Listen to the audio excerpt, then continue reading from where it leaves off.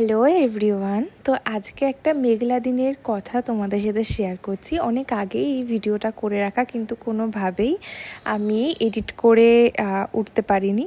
তো আজকে কিছু পার্সেল এসেছিলো, আর তোমরা ব্যাকগ্রাউন্ডে দেখে বুঝতেই পারছো এখন বাজে মাত্র 12:30। কিন্তু ওয়েদারটা দেখো, একদম মেঘলা হয়ে রয়েছে, এমনকি বৃষ্টিও হচ্ছিল, যেটা ক্যামেরায় কিন্তু দেখা যাচ্ছিল না।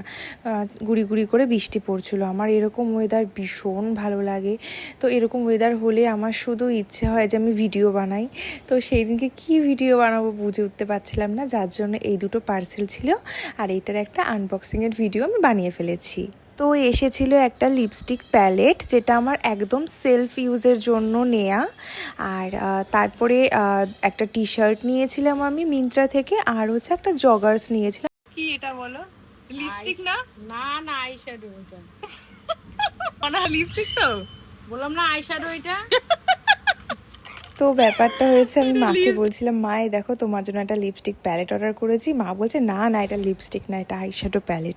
এতটা কনফিডেন্টলি বলছিল, মানে কি বলবো। তো চলো আজকের ব্লগটা এইটুকুই।